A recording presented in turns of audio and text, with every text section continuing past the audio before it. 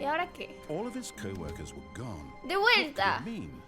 Stanley decided to go to the meeting room. Perhaps he had simply missed a memo.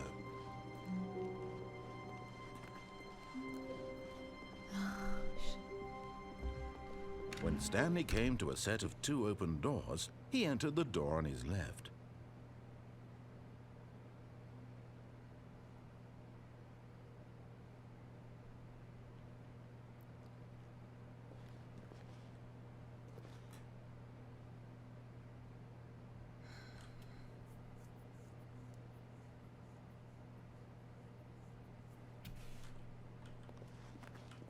This was not the correct way to the meeting room, and Stanley knew it perfectly well.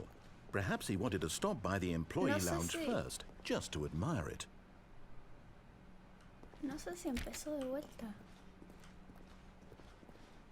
The lounge was Empezó de sublime, vuelta. a work of art. What was it about this room that called so deeply and so personally no to empezó de Stanley? vuelta. Its grace, its subtle charm? No. Stanley knew it was something deeper, something darker. Oh, uy. Me da un poco de miedo lo But que... eager to get back to business, Stanley took the first open door on his left.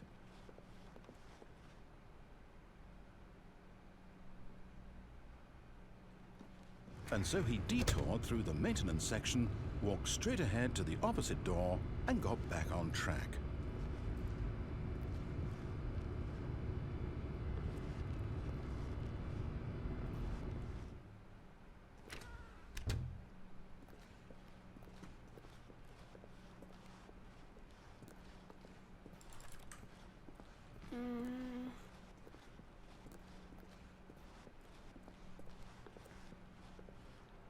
Yet there was not a single person here either.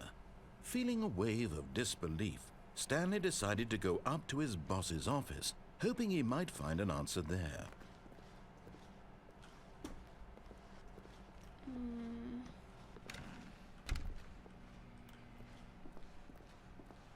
Ok, puedo ir para... Coming to a staircase, Stanley walked upstairs to his boss's office.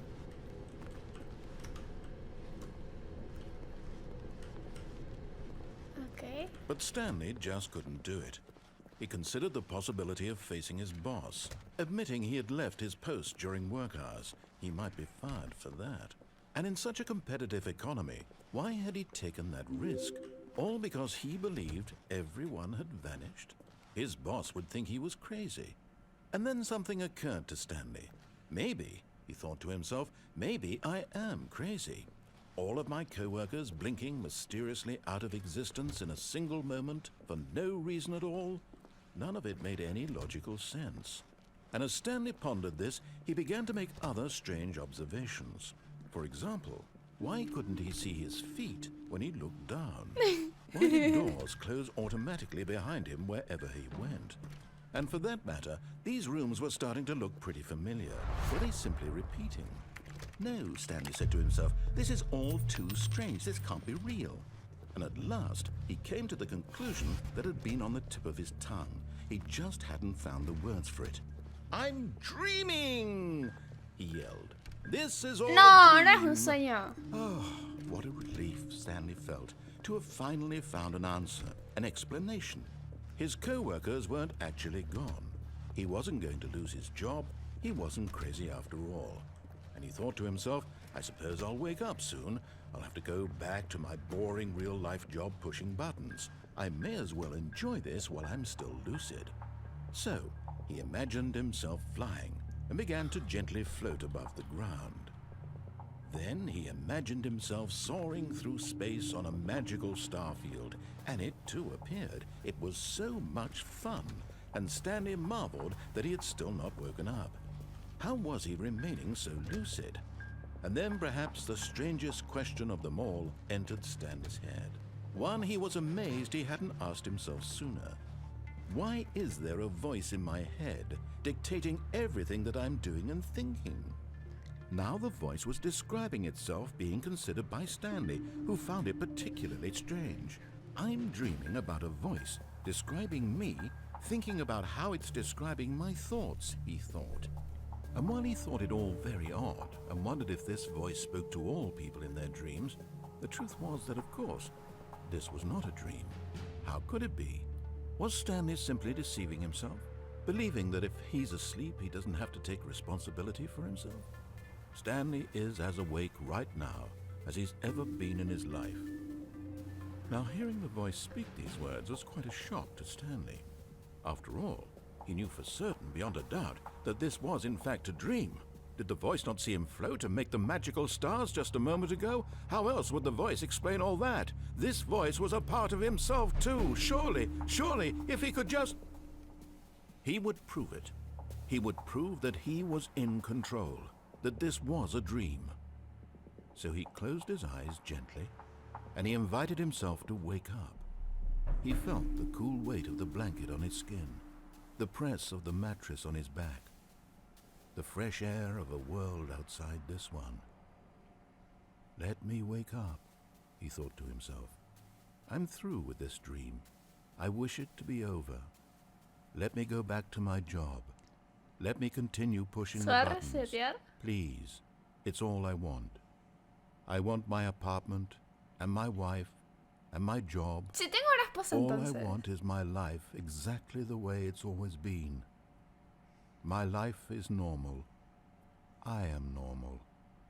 Everything will be fine. Hola, Dario. I am okay.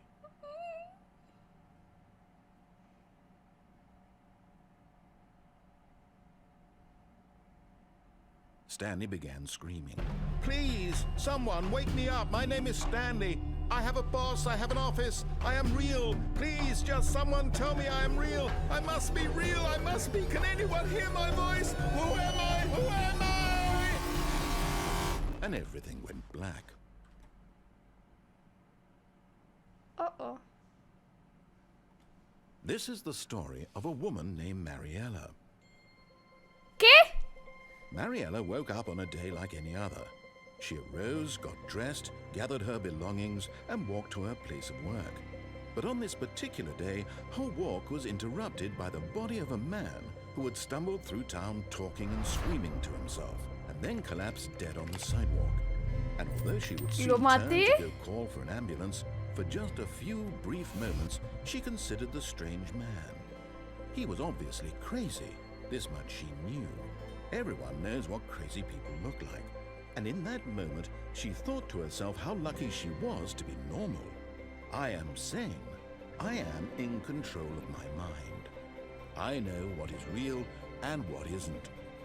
It was comforting to think this, and in a certain way, seeing this man made her feel better.